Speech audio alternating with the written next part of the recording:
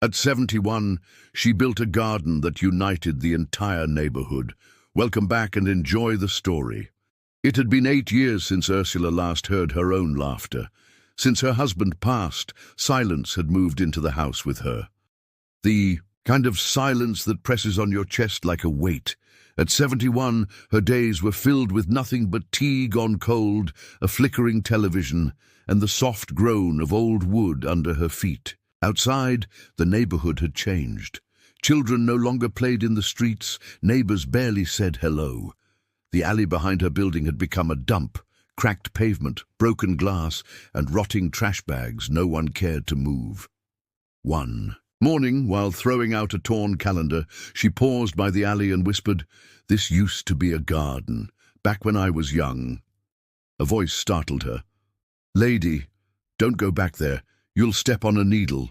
She turned and saw a teenager with headphones, chewing gum and looking bored. "But it was beautiful once," she replied softly. He rolled his eyes and walked away.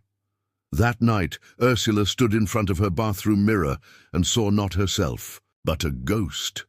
Her hands were still steady, her back still held her upright. "I'm not done," she whispered. "Not yet." The next morning, she put on her old gloves and dragged a rusty shovel from her basement. She began to dig. It wasn't easy. Her knees cried out with every movement. People stared. One woman called out mockingly, "What are you doing, Senora? Digging your own grave?"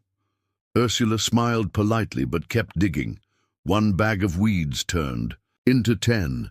She cut herself on broken glass, bruised her arms carrying concrete chunks, and collapsed twice from exhaustion. Nobody helped. Some shook their heads. Others laughed. The Chicago sun beat down mercilessly during the day, and the wind whipped through the alley at night, scattering her carefully piled trash bags. Each morning she rose before dawn, her bones aching from the previous day's labor, but her determination undiminished. She would sit at her kitchen table, sipping tea from a chipped mug that Frank had given her on their 30th anniversary, mapping out the day's work in a small notebook with trembling hands. "Just a little more," she would whisper to herself. "Just a little more, and they'll see." What they would see, Ursula wasn't entirely sure. Perhaps the ghost of what the space had once been, a community garden where neighbors gathered to share stories and vegetables, where children learned about growing things, while elders passed down knowledge as precious as the seeds they planted. Or perhaps they would see her, Ursula Mendez, a woman who refused to fade away, who insisted on leaving something beautiful behind. If you are enjoying the story, type 5 in the comments and subscribe for more videos like this. If not, type Rome. It helps me create even better content for you. Continuing, the week stretched into 2, then 3. Ursula's small social security check dwindled as she invested in soil, seedlings, and simple wooden planters she constructed herself from discarded pallets found behind the grocery store. The manager there, a young man named Victor, had begun setting aside the better ones when he saw what she was doing. "My abuela was a gardener too," he told her one evening as he helped load a particularly nice pallet into her little red wagon. "She could make anything grow, even in the worst soil." Ursula smiled at him, the first genuine smile she'd offered anyone in months. "It's not about the soil, mijito. It's about the love you put into it." Victor looked at her strangely then, as if seeing her for the first time. "You know, Senora, there's a community grant program. The store participates. Small neighborhood improvement projects and stuff. Maybe you could apply?" Hope fluttered in Ursula's chest, but she squashed it quickly. "I don't know about such things. Forms and computers. That's not for old ladies. Like me." "I could help," Victor offered, then looked embarrassed by his own enthusiasm. "I mean, if you wanted." That night, Ursula sat at her kitchen table surrounded by paperwork, Victor patiently explaining each section, filling in details when her English failed her. The application asked for a project name. She hesitated, pencil hovering over the blank line. What about Renewal Garden? Victor suggested. Ursula shook her head. No, Segundo Florecimiento. Second blooming, Victor translated, nodding. I like that. The following morning, a week later, two boys sprayed graffiti over the first wooden planter she had built. She found it the next morning, black paint dripping over the words she had carved. Hope grows here. She sat on the ground beside it, covered in dirt, and sobbed for the first time in years. Maybe they're right, she whispered. Maybe people just don't care anymore. Just then, a small voice interrupted her tears. Do you need help, Senora? Ursula looked up and saw a girl, no older than 9, holding a tiny watering can shaped like an elephant. My grandma used to have flowers. I miss them. Ursula nodded slowly, wiping her eyes with soil-stained hands. Then we'll plant some. The girl, who introduced herself as Vanessa, lived in the apartment building across from Ursula's. Her mother worked 2 jobs, leaving Vanessa in the care of an older sister who was more interested in her phone than her sibling. I can come every day after school, Vanessa said importantly. I'm very responsible. My teacher says so. Ursula felt something crack open inside her, a small seed of connection taking root. I believe you are, she said seriously. Every garden needs a responsible assistant. Together, they scrubbed the graffiti from the planter. It didn't come completely clean, so Ursula showed Vanessa how to sand the wood gently and then paint over it with bright yellow paint she had found in her basement, left over from when Frank had decided their kitchen needed sunshine, as he called it. Yellow is perfect for a garden, Vanessa declared. It's like we're planting the sun. Ursula felt the corner of her mouth twitch upward. Yes, she agreed. That's exactly what we're doing. As they worked, Ursula told Vanessa about the flowers they would plant, marigolds that kept the bugs away, zinnias that attracted butterflies, sunflowers that would grow taller than both of them by summer's end. Vanessa listened with wide eyes, asking questions about each one, her small hands patting the soil with surprising tenderness. When they finished for the day, Ursula gave Vanessa a small paper envelope. These are zinnia seeds.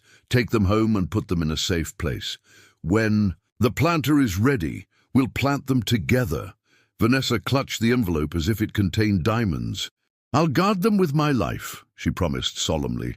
As Ursula watched the child skip away, the seed of connection sprouted a tiny, tentative leaf of joy.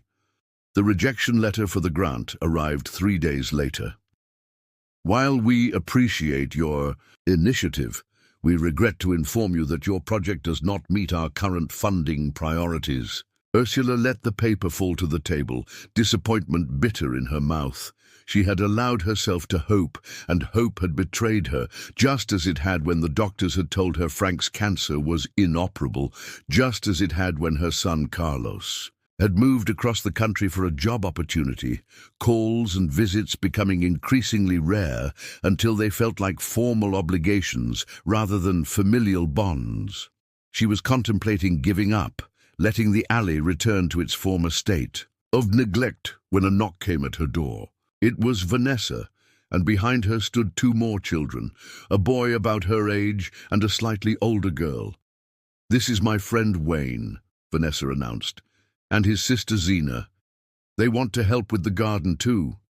Wayne shuffled his feet nervously. I'm good at digging, he offered. Zena, who looked to be about 12, was more practical. My mom says if you're fixing up the alley, maybe it won't be so dangerous anymore. She said I could help for an hour after school if I finish my homework. Ursula looked at their eager faces and felt ashamed of her moment of weakness. Well then, she said, reaching for her gardening hat, we'd better get to work, hadn't we? The afternoon passed in a blur of activity. Wayne was indeed good at digging, attacking the compacted soil with vigor. Zena organized their tools and supplies with military precision, while Vanessa chattered happily, moving between them all like a small, bubbly diplomat. As they worked, other children from the surrounding buildings drifted over, curious about the activity. A pair of twin boys, Yuri and Zach, joined in clearing away rocks.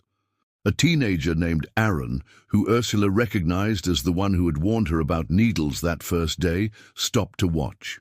"You're still doing this, huh?" he asked, his tone unreadable. Ursula straightened, pressing her hands against her aching lower back. "Yes. Would you like to help?" He scoffed, but his eyes lingered on the transformed space. Where there had been only garbage and broken glass 2 weeks ago, now there were cleared patches of earth, 3 brightly painted planters, and a small seating area fashioned from cinder blocks, and an old wooden door Ursula had rescued from a dumpster. "Whatever," Aaron said finally. "Just be careful. There's still bad stuff back there." He jerked his chin toward the far end of the alley, which Ursula hadn't yet tackled.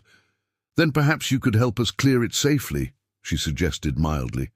"Young eyes are better than old ones for spotting danger." Something flickered across Aaron's face, surprise maybe at being spoken to with respect rather than suspicion. He shrugged. "I got stuff to do." "Tomorrow then," Ursula said, as if his help was a foregone conclusion. He walked away without answering, but the next day he appeared with a pair of heavy work gloves and a small trash picker. "My mom had this," he explained awkwardly, "for when she did community service." He didn't elaborate on why his mother had done community service, and Ursula didn't ask. "Perfect," she said instead. "You can teach the little ones how to use it safely." And so he did, showing a patience with the younger children that surprised even himself. When he found a syringe, he called Ursula over immediately, and they disposed of it properly in a thick plastic container she had prepared for just such discoveries. "You knew these would be here," Aaron said accusingly. "Why are you doing this? It's not safe." Ursula met his eyes steadily. "Few worthwhile things are completely safe, Aaron, but they are still worth doing." He held her gaze for a long moment, before nodding almost imperceptibly. Later that afternoon, when his little sister Brianna came looking for him, instead of sending her away, he showed her how to plant marigold seeds in one of the planters. The days fell into a rhythm. Ursula would work in the morning, alone with her thoughts and the gradually yielding earth. After school, the children would arrive in waves. First the youngest ones, eager and bubbling with energy, then the older ones, affecting disinterest that quickly dissolved into genuine engagement. Adults began to notice as well, some stopping to observe, others calling greetings or asking questions as they passed. A middle-aged woman named Carmela brought over lemonade one hot afternoon. "For the workers," she said with a smile. The next day she returned with a folding chair and sat watching the activity, occasionally offering advice about which plants might thrive in which spots based on the patterns of sunlight. Victor from the grocery store continued to save pallets, and now also contributed damaged bags of soil and seedlings that weren't quite perfect enough to sell. He helped Aaron and some of the other teenagers build more substantial planters and a small tool shed that doubled as a free library, stocked with discarded books from the local branch that had been renovated the previous year. 4 weeks into the project, something remarkable began to happen. The garden was becoming a gathering place. Parents would linger when picking up their children, exchanging news and phone numbers. An elderly man named Donald, who had lived in the neighborhood for over 5 decades, began bringing a chess set, teaching the game to whoever was interested.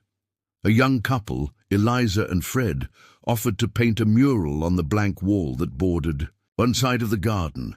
What had begun as one woman's defiant stand against decay was transforming into a community effort, a collective declaration that this space, and by extension, their lives, could be reclaimed, restored, renewed. But with growing visibility came growing opposition. The owner of the convenience store at the corner complained about unsupervised youth gathering too close to his business. A city inspector appeared one day, clipboard in hand, inquiring about permits and code compliance. A few parents expressed Concerns about safety, despite the fact that the garden was proving to be far safer than the abandoned alley had been. And then there was the night someone destroyed half the planters, pulling up seedlings and smashing the carefully constructed beds. Ursula discovered the damage early the next morning and stood amid the destruction, her heart breaking all over. Again, the children were devastated when they saw what had happened. Vanessa cried openly, while Aaron kicked angrily at a broken planter, splintering it further. "See? This is why we can't have nice things around here," he spat. "Someone always ruins it." Ursula felt the weight of decades pressing down on her shoulders. Perhaps he was right. Perhaps some places were simply beyond saving. Perhaps she had been foolish to try. "I'm sorry," she told the gathered children quietly. "Perhaps this was a mistake." She turned to go, ready to retreat back into the silence of her apartment, when she felt a small hand slip into hers. It was Wayne, the shy boy who was good at digging. "My dad says that when bad people do bad things, it's up to good people to do better things," he said solemnly. "We're good people, right, Doña Ursula?" She looked down at his earnest face, then at the others, Vanessa with her tear-streaked cheeks, Zena with her stubborn determination, Aaron with his defensive anger masking hurt, and all the others, who had come to see this patch of earth as something that belonged to them, something they had helped create. "Yes," she said finally, "we are good people, and we will build it again, better than before." A week later, the garden had been restored. News of the vandalism had spread through the neighborhood, bringing out people who had watched from a distance but never participated. An off-duty police officer helped install security lights. A retired carpenter named Gordon rebuilt the planters, making them sturdier than before. Parents organized a schedule to ensure an adult was present during garden hours. And then came the day when everything changed, the day the mayor's car drove slowly past the garden, then backed up for a second look. Have you ever witnessed a neglected place transform into something beautiful, or known someone who dedicated themselves to improving their community against all odds? Share your experiences in the comments below. Mayor Patricia Harrison had been elected on a platform of neighborhood revitalization, but most residents in this part of Chicago had seen little evidence of those promises being fulfilled. When she stepped out of her car, elegant in a tailored suit despite the summer heat, the garden fell silent. Ursula was showing a group of children how to thin carrot seedlings, her arthritic hands demonstrating the gentle technique required. She looked up at the sudden quiet and saw the mayor approaching, flanked by an aide furiously taking notes on a tablet. "Good afternoon," Mayor Harrison said, her practiced smile barely masking her surprise. "This is unexpected." Ursula slowly stood, brushing soil from her hands onto her well-worn jeans. "Welcome to Segundo Florecimiento," she said simply, "second blooming garden." The mayor looked around, taking in the transformed alley, the neat rows of vegetables and flowers, the hand-painted signs identifying plants, the small seating area where Donald was teaching chess to twin boys, the mural in progress depicting the neighborhood's historical buildings and cultural heritage. "This is remarkable," she said finally. "Who organized all this? Is this a city program I'm not aware of?" Before Ursula could respond, Aaron stepped forward. "It's Doña Ursula's garden," he said proudly. "She started it. We help." The mayor's gaze fell on Ursula, taking in her weathered face, her work-roughened hands, her simple clothes. "You did this by yourself?" Ursula smiled and gestured around at the children, the parents, the neighbors. "No," she said. "The soil did. It brought everyone together." Mayor Harrison laughed. "Well, I think the soil had some help." What followed was a whirlwind. The mayor's staff took pictures, asked questions, made promises. The garden would be featured in the city's neighborhood revitalization newsletter. There might be grant funding available.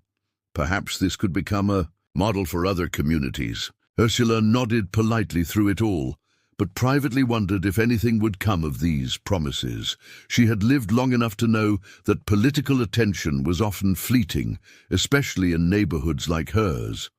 But to her surprise, things did change. A week after the mayor's visit, a city crew arrived to repair the broken sidewalk that bordered the garden. The following day, the sanitation department placed permanent trash and recycling bins nearby. A representative from the Parks Department came to discuss how the garden might be officially recognized and supported through the city's Community Garden Initiative. Local news picked up the story. A segment aired on a Sunday morning and was titled, "The Garden That Brought Back Our Community." Elderly women called Ursula crying. Young people offered to volunteer. Donations flooded in, seeds, tools, materials for more substantial improvements. Suddenly, Ursula found herself at the center of attention. People she had lived beside for years but never really known stopped her on the street to chat. The sad convenience store owner who had complained now offered space for garden announcements in his window. Teachers from the local elementary school arranged class visits. It was overwhelming, exhausting, and, though she hardly dared admit it, exhilarating.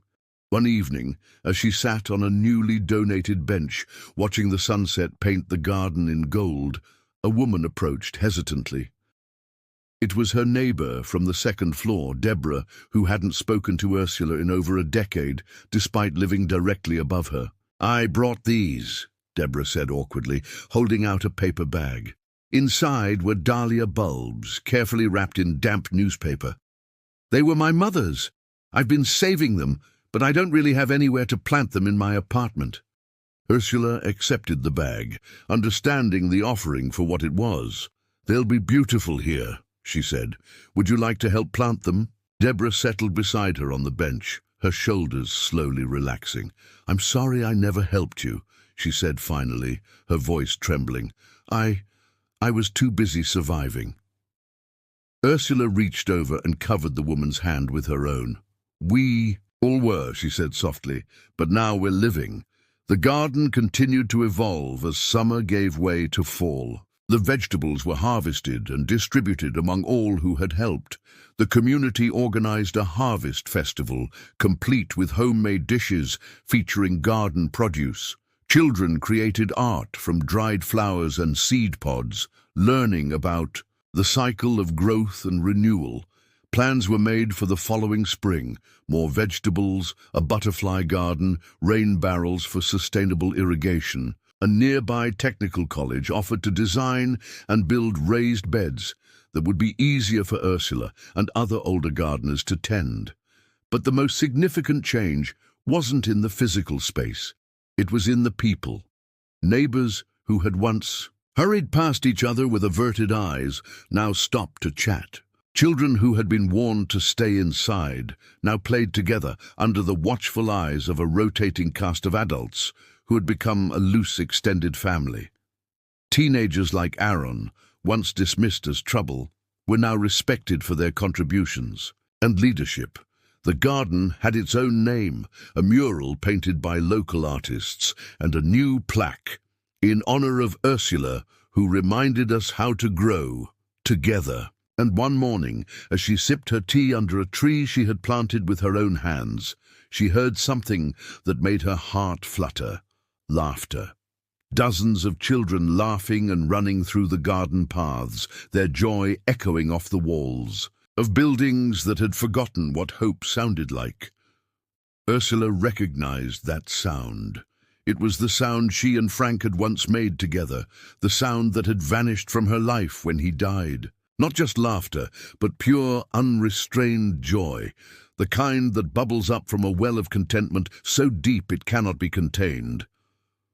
Winter approached, and though the garden would soon rest under snow, the community it had fostered continued to thrive. A vacant storefront across the street was transformed into a winter meeting space where garden planning continued alongside other neighborhood initiatives.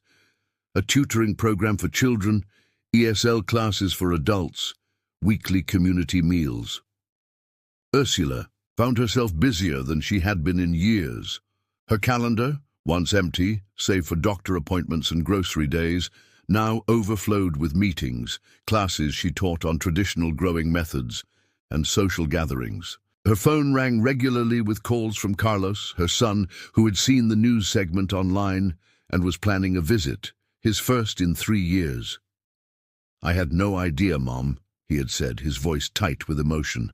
"No idea you were doing something so amazing." "Neither did I," she had answered truthfully. "It just grew." On a crisp December afternoon, while helping to decorate the winter meeting space for the holidays, Ursula heard herself laugh, a full, rich sound that surprised her with its strength. She paused, hand pressed to her chest, eyes suddenly damp. Carmela, stringing lights nearby, looked over. "You okay, amiga?" Ursula nodded, unable to speak for a moment. When she found her voice, she said simply, "I just remember something I thought I had lost forever."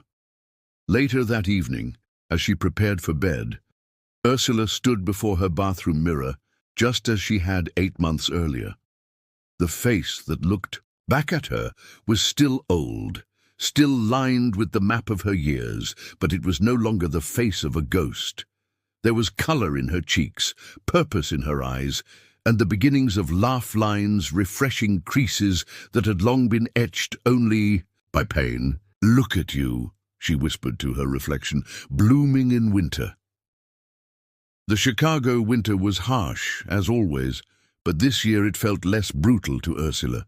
Each morning she would look out her window at the garden, now dormant under a blanket of snow, and see not the absence of growth but the promise of renewal. The seeds were there waiting, just like the seeds of community had been waiting in the hearts of her neighbors all along.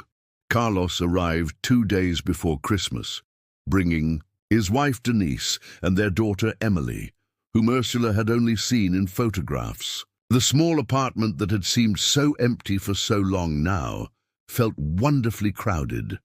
"I want to see Abuela's famous garden," Emily announced on their first morning together.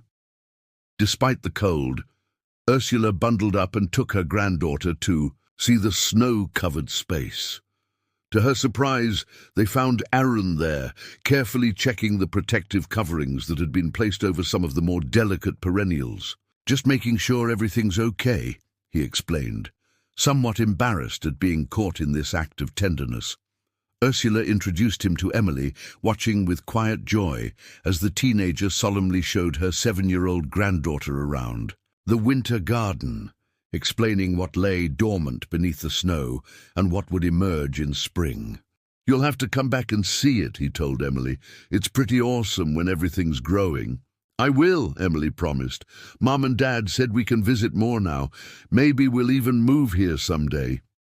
The words sent a shock of hope through Ursula's heart, though she tried not to cling to it too tightly. One step at a time, one season at a time. That was the way of gardens and of life.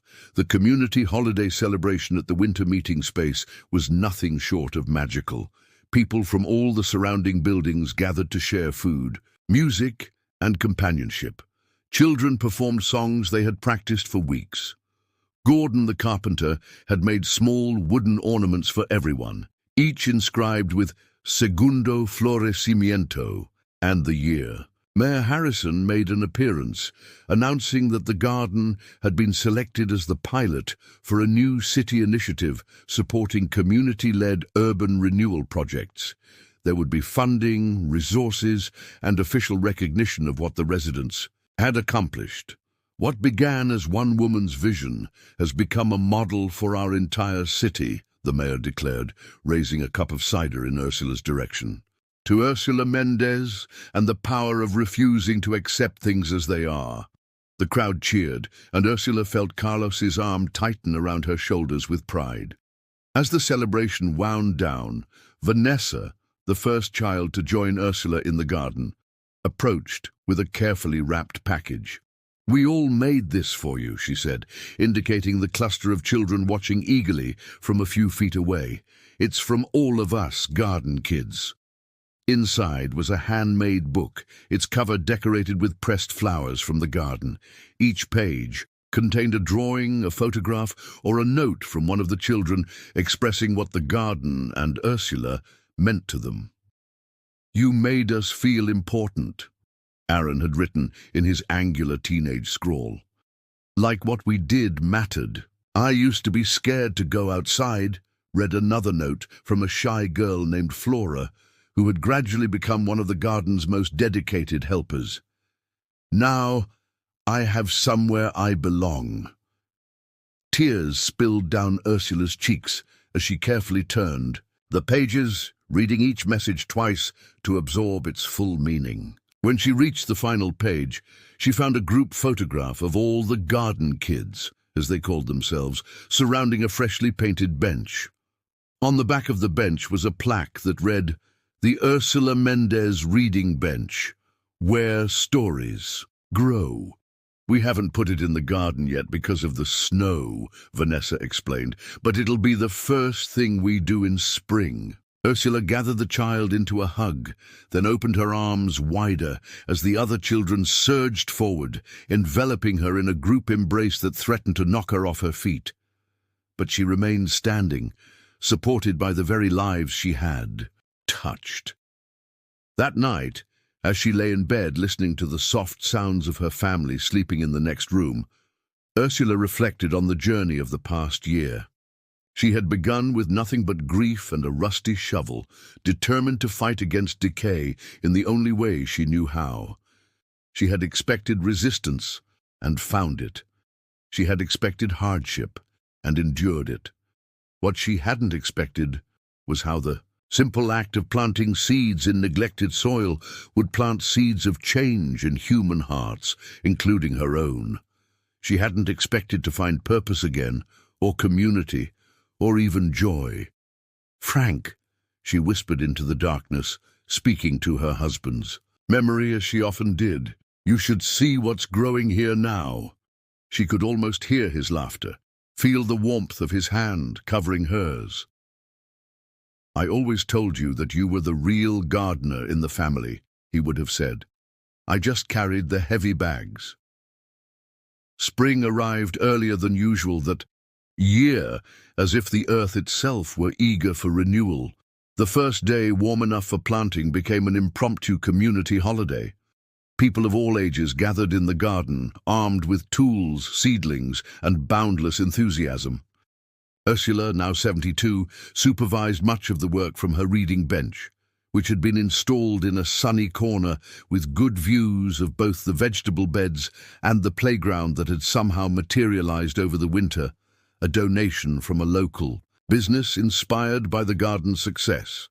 The garden had expanded beyond the original alley, incorporating a vacant lot that the city had leased to the newly formed garden collective for a nominal fee. There were plans for a small greenhouse, a rainwater collection system, and even a farmer's market stand where excess produce could be sold to support garden operations. Carlos and his family had indeed moved back to Chicago, not to Ursula's building, but to an apartment just 3 blocks away. Emily was now a regular among the garden kids, and Denise had joined the collective's education committee, helping to develop programs that linked the garden to local schools. As Ursula watched the activity around her, she marveled at how much had changed in a single cycle of seasons. The teenager with headphones who had warned her about needles was now teaching younger kids about composting. The woman who had mockingly asked if she was digging her own grave now brought homemade empanadas to garden work days.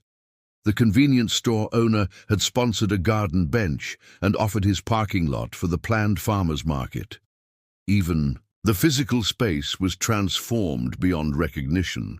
Where there had once been only trash and broken glass, there now grew rows of vegetables, flowering shrubs, and young fruit trees. The mural had been expanded to cover 2 more walls, telling Stories of the neighborhood's past, present, and future in vibrant colors. Bird feeders hung from posts, attracting a variety of urban wildlife. A small pond with aquatic plants created a sense of tranquility at the garden's center. But more important than the physical changes were the human ones. People who had once lived in isolation now belonged to something larger than themselves. Children who had once been warned away from the dangerous alley now had a safe place to play and learn. Elders whose knowledge had been dismissed as irrelevant now served as valued mentors, and Ursula herself had undergone perhaps the most remarkable transformation of all. The woman who had stood before her mirror, seeing nothing but a ghost now, saw a community leader, a teacher, a friend, a neighbor, a person connected to life in all its messy, glorious complexity. One perfect afternoon in late May, as golden sunlight filtered through the leaves of the young trees, Ursula sat on her bench, watching Emily and Vanessa carefully transplanting zinnia seedlings they had started themselves. "Gentle, gentle," she called. "Remember, the roots are delicate." The girls nodded seriously, their small hands moving with exaggerated care. Nearby, Aaron was showing a group of younger boys how to build a trellis for the sugar snap peas, while Carmela demonstrated proper pruning techniques to some interested adults. The garden hummed with activity and conversation, a living organism composed of plants and people growing together, each supporting the other's development. Ursula felt a profound sense of rightness settle over her, as if every moment of her life had been leading to this one. A shadow fell across her bench, and she looked up to see Mayor Harrison, dressed more casually than usual in slacks and a blouse, a camera hanging around her neck. "I hope you don't mind if I document this," the mayor said, gesturing around at the garden. "When I talk to other neighborhoods about what's possible, they need to see it to believe it." Ursula smiled and patted the bench beside her. "Please sit. The best pictures come when people forget you're watching." They sat in companionable silence for a while, the mayor occasionally snapping photos, Ursula occasionally calling out guidance to the young gardeners. "You know," Mayor Harrison said finally, "when I ran for office, I had all these grand plans for revitalizing neighborhoods, major development projects, infrastructure improvements, business incentives, all necessary things, of course." She paused, watching as Donald, the chess-playing elder, patiently showed a young girl how to test soil moisture with her fingers rather than a gadget. "But I never imagined that one of the most successful revitalization stories would begin with a single elderly woman and a rusty shovel." The mayor turned to face Ursula directly. "What made you do it? Why not just accept things as they were?" Ursula considered the question carefully, her eyes tracking the movements of her neighbors, new friends and old, as they worked together in the space that had once epitomized neglect and was now a symbol of renewal. "Because," she said finally, "I remembered what it was like to bloom, and I wanted to feel that again before I died." She smiled at the mayor's startled expression. "We all need to bloom, Patricia, even cities. Even neighborhoods that everyone else has given up on. We just need someone to believe it's possible, to clear away some of the garbage and say, 'Here, let me help you grow.'" The mayor's eyes glistened suspiciously. She cleared her throat and stood, adjusting her camera strap. "Well, you've certainly done that, Mrs. Mendez, and created quite a legacy in the process." Legacy. The word echoed in Ursula's mind long after the mayor had departed. Was that what this was? Not just a garden or even a community, but a legacy, something that would continue beyond her, a living testament to the power of refusing to surrender to decay. She thought of Frank, who had loved her fiercely for 47 years. She thought of Carlos, who was finding his way back to her through the bridge this garden had built.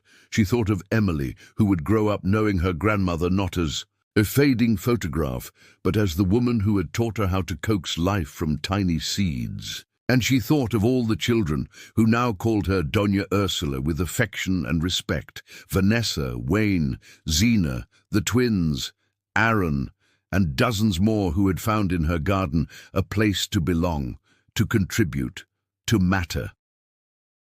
Yes, she decided, this was a legacy worth leaving. Not buildings or money or even her name on a plaque, but this living, breathing community that would continue to grow and change long after she was gone. The garden would evolve. Some plants would thrive, others would fail. New gardeners would bring new ideas. The needs of the community would shift, and the garden would adapt to meet them. That was the nature of living things. As summer reached its peak, Ursula found herself reflecting on this truth while tending to a struggling rosebush. She had planted it in memory of Frank, choosing his favorite variety, a deep crimson bloom with a scent that reminded her of their first apartment. Despite her careful attention, it wasn't thriving in its current location. "Sometimes," she explained to Emily and Vanessa as they watched her gently dig around the plant's roots, "the most loving thing we can do is recognize when something needs to change." Together, they relocated the rosebush to a spot with better drainage and morning sun. Within weeks, new growth appeared, and by August the first perfect bloom opened, its fragrance drawing butterflies and admiring visitors alike. "See, Ursula," told the girls, "it just needed the right place to grow." The same could be said for people, she thought, watching Aaron direct a group of teenage volunteers building an irrigation system. 6 months ago, he'd been the surly boy warning her about needles. Now he stood taller, his voice confident, as he explained water conservation principles he'd researched himself. The garden's reputation continued to spread. Garden clubs from wealthier neighborhoods arranged tours. University researchers studied its impact on community health and safety. Corporate volunteer groups arrived in matching T-shirts, eager to contribute a day's labor and take smiling photos for their social responsibility reports. Some longtime garden members grumbled about these visitors. "They treat us like some kind of inspirational poverty project," Deborah complained one afternoon. Ursula understood the concern. "Then we must teach them differently," she replied. "Show them we are not a charity case, but a community with gifts to share." Under her guidance, the garden began hosting knowledge exchanges rather than volunteer days. Visitors were welcomed, but expected to learn as well as work, to receive wisdom as well as give assistance. Gordon taught suburban gardeners how to repair tools rather than replace them. Carmela shared seed-saving techniques passed down. Through generations, children conducted tours, proudly explaining the garden's systems and history. By fall, these exchanges had evolved into a regular weekend market where garden produce was sold, alongside neighborhood crafts, homemade foods, and locally produced goods. What had begun as a beautification project was now generating modest income for community members, creating economic opportunity where none had existed before. At the season's final market day, local officials gathered for a ribbon-cutting ceremony. The garden had been selected as the headquarters for a new district-wide sustainability initiative, bringing jobs and resources to the area. Segundo Florecimiento has become a model of community-led revitalization, declared a city councilwoman. "This proves what happens when we invest in people and places that have been overlooked."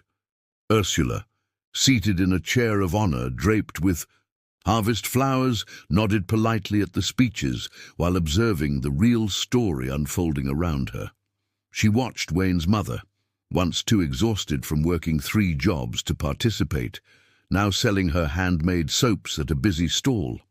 She noticed Aaron deep in conversation with a university representative about scholarship opportunities. She saw Vanessa confidently leading a group of children in harvesting the last of the summer vegetables, explaining about food preservation and winter preparation. As the ceremony concluded, the community gathered for a harvest feast at Long. Tables set up between the garden rows. Children darted between chairs, their laughter punctuating the hum of conversation. Plates were piled high with dishes representing the neighborhood's diverse cultural heritage, many featuring vegetables grown just steps away. Carlos leaned toward his mother.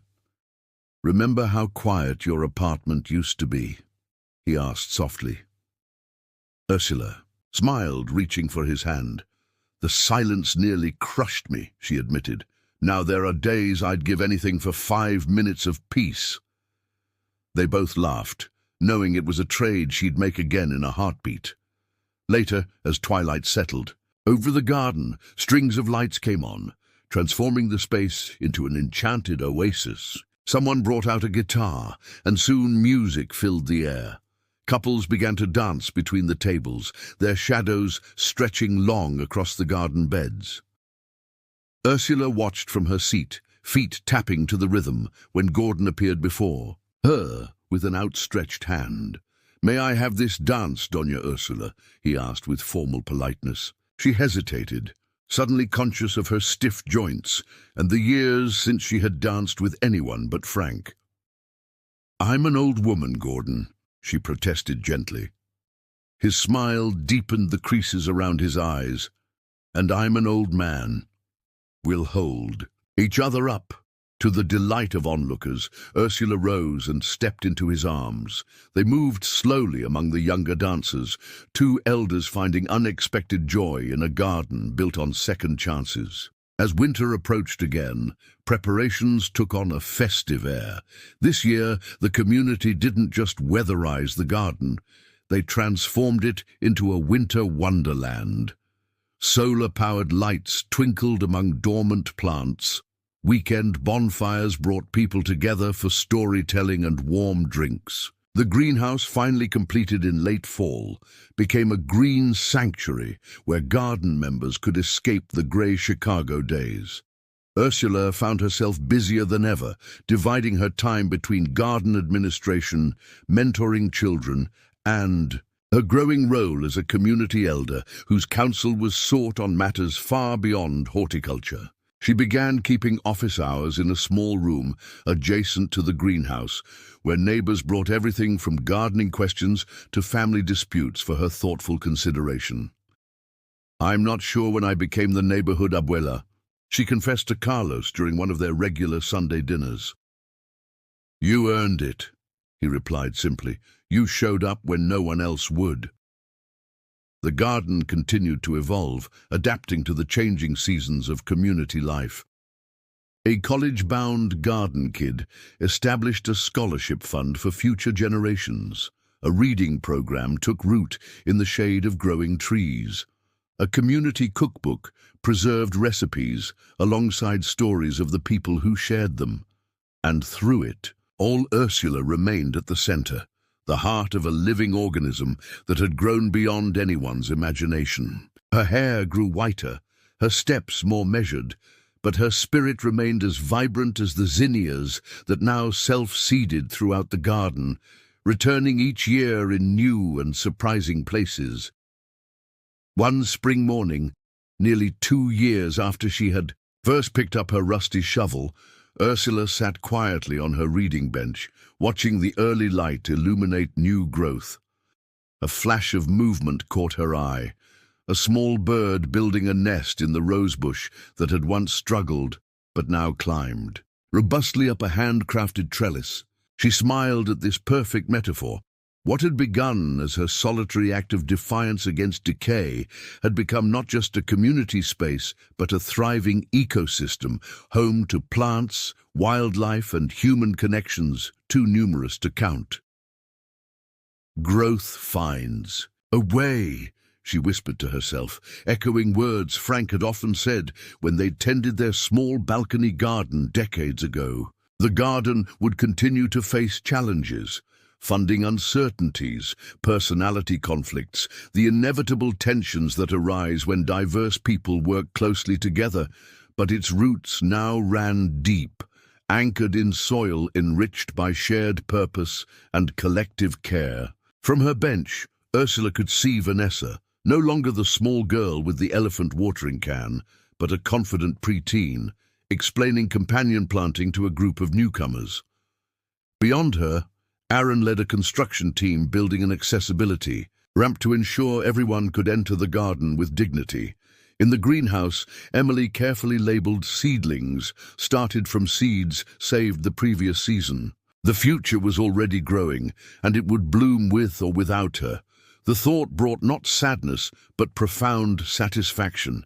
She had done what she set out to do, not just beautifying a neglected space, but rebuilding a community that had forgotten how to grow together.